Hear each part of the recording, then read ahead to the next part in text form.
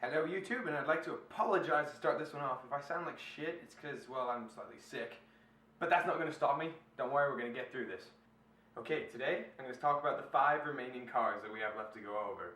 The 5 cars are Mercedes, Toro Rosso, Marussia, Caterham, and Williams. Well, sort of. But we'll get to that. Anyway, on with the show. Now, let's start this off with Mercedes. Let's be honest here, they've got more attention on them than any other team. Mainly because they've signed Lewis Hamilton. If you ask me, I think that's a terrible idea. I don't know why the hell Lewis went to Mercedes. Why would you go to a worse team? Lower your chances of winning. He says it's going to work, but I mean, who knows? I don't think so.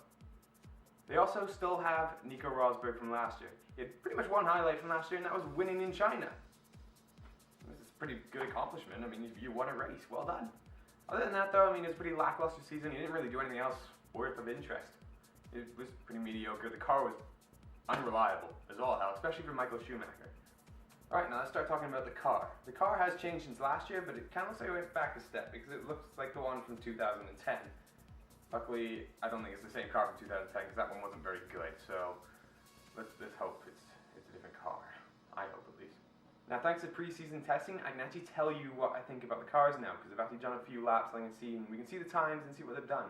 And Mercedes, they are off to one hell of a start. No, we all wish that, but they're not. First day out, Nico Rosberg, the car broke down. And they couldn't get it going until the end of the day, and well, yeah, it didn't matter. Next day, Lewis Hamilton took it out, and the rear brakes stopped working, and he went flying into a barrier. This is going to be one hell of a season for them. I wouldn't put anything on preseason testing, though. I mean, this is where you work out all the kinks and you figure out all the problems, so I wouldn't worry too much if you're a huge Mercedes fan. Chances are they'll get all these problems fixed, and they'll be relatively good for the season. But I'm just saying that, we don't really know, so yeah. Now moving on to Toro Rosso. There's not really much to say about them. They're not really that eventful team. They're kind of boring. I mean, who really wants to watch Toro Rosso anyway?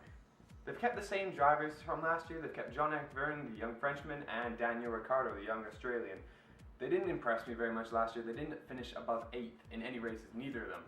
So the team finished a pretty much lackluster 9th. Which is kind of poor, to be honest. I mean, they were the only team above the 3 bottom ones, as Caterham, Marussia, and HRT. You'd think they would be a bit better than that, but they weren't. So I'm not very impressed, and I hope a bit more from them this year. Now on to their car. They have gotten rid of the step nose, so I guess it does look better than it did last year, but yeah, last year's car was pretty average. It didn't really do anything amazingly. The one benefit they had with last year's car is that it was very, very reliable. It only broke down twice due to its own fault. The other times were just the drivers crashed or something like that, which is kind of out of mechanics' control. So it had that going for it. If it has that going for it this year and they manage to put a bit more speed into the car, then I think they'll have a good season. They might be able to challenge Sauber, Force India, or Williams maybe for a bit higher place and end up a bit higher up in the field, which would be good to see, but they need that little bit more pace. And it depends if it's going to come from the drivers or the mechanics in the car. We'll see. Now we move on to Caterham. Before I get into Caterham and Marussia a bit more into detail, I want to explain something beforehand. Most people say that they suck, they're terrible, and compared to Red Bull and Ferrari, they suck monkey balls. They are terrible. But you have to understand something. These are very small profit teams. They don't have a lot of income or a lot of money for that fact going into the cars and the team. So you kind of have to give respect to them for the fact that they are still in F1, unlike HRT, who folded. So yeah, you have to give a bit of respect for them for that, and they are starting to challenge other teams now. They weren't at the start, but they are now. Nonetheless, Caterham was the best out of the 3 small teams last year. I personally will put on the fact that they've changed from Cosworth engines to Renault engines. I mean, you think that would make that much of a difference. And now for the car. It looks, well, pretty much identical from last year's car. Maybe a different shade of green. Other than that, it looks, yeah, pretty much identical. But in pre-season tests, though, the car is hitting its stride. I mean, it's not hitting like record times around the track. It's not doing that. It's not that good. But it is being consistent, which is a huge thing for a team like that. Just being consistent, finishing races. and maybe starting to work their way up the board a bit more if the car can start competing with Toro Rosso and Sauber and Force India. If we can do that, you'll see them a bit higher up in the list this year. Now for the drivers for Caterham this year. Kovalainen and Petrov, they're out. They're gone. They're dead. No, they're not dead. They've just moved on to other things. And Charles Pic and Guido van de Garde are in this year. Charles Pic was a driver for Marussia last year. He did fairly well actually. He kept up with Timo Glock, who's a far more experienced driver, and on a few occasions actually beat him. So I got high hopes for him this year. He means in a much faster car than, well, actually wasn't much faster. They actually were pretty much neck and neck most of the time. Although Caterham did have the edge in the final race, which gave them more extra points, giving them a bit more money, so you think this year's car might be a bit faster. You think so? Yeah. And now Guido van de Garde. He's just someone I've never heard of. Honestly, I'd never heard of him until he signed with Caterham on February to become the driver. He was their test driver beforehand, and yeah, I never heard of him when he was the test driver. So, I guess we'll see what he has to bring. Good luck! Now how about we talk about Marussia? Or Virgin. Well, whatever you really want to call it, people are going to know it by both names. I guess the name's stuck. People like the word Virgin. You sick son of a... This year's a first for Marussia. It's the first year the car has had curves. I personally did not know that car didn't have curves until a couple of weeks ago, which I found kind of remarkably impressive if you ask me. Last year they were challenging Caterham, and it came down to the last race to decide who was going to finish in 10th spot. And they didn't have curves. I mean, there is a lot of speculation if it's better to not have curves because it makes the car a whole lot lighter, or to have curves and it'll give you the 8 seconds of boost. But the 8 seconds of boost seems to take the advantage in my opinion. So I found it kind of shocking that they didn't have it and they were able to challenge that good last year. So I think if they have it this year, they might be able to beat Caterham and maybe end up further up in the list. Well done. And now for Marussia's amazing drivers. Well, actually, Timo Glock is gone, and same with Charles Pic, he's gone to Caterham. So, who did they bring in? Well, they brought in Max Chilton, who's a young guy from the UK. They also brought in Luis Razia, who's a young guy from Brazil. Now, Max Chilton, he was a GP2 driver who got signed by Marussia to become their test driver. With the departure of Timo Glock and Charles Pic, basically left the door open for him just to walk right in there and jump in the car and go. And that's exactly what he did. He's now the driver. And that's what I would have done too, so good for you.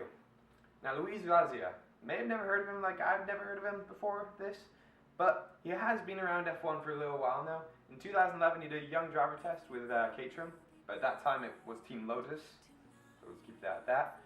And then in 2012, he also did a young driver's test with Toro Rosso and Force India. So, all those people doing little test sessions with him, you'd think that maybe he's got a little bit going for him. So, I think he might have high hopes for this season. We might see something from him.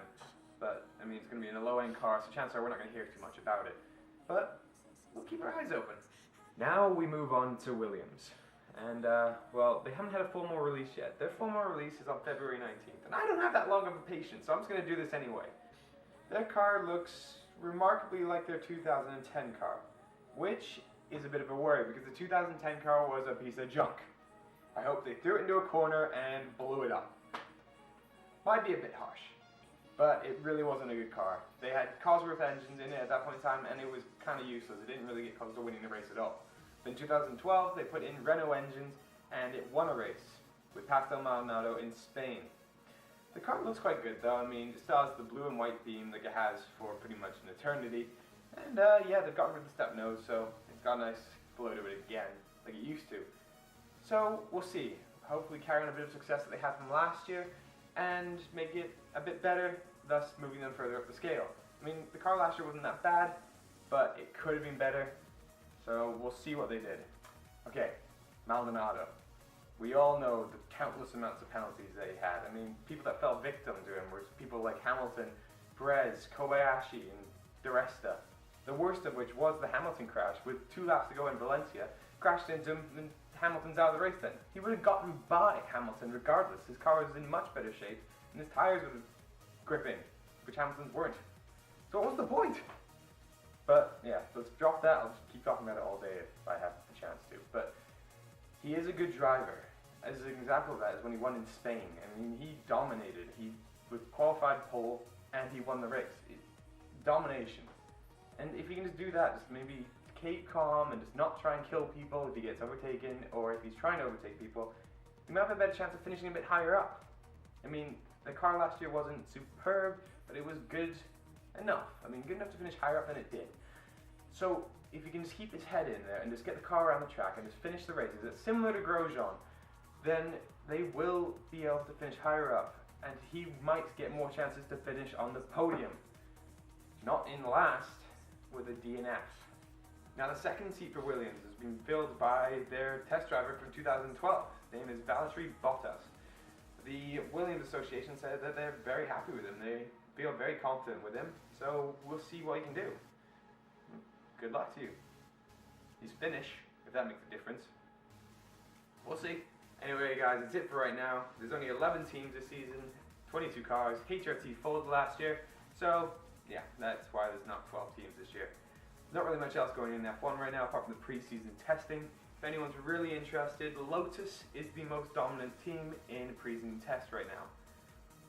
Not really much else to say about preseason testing because everything's really kind of all over the place. Nothing's really consistent. Nothing's really going to tell you what's going to happen in the season until the actual races start.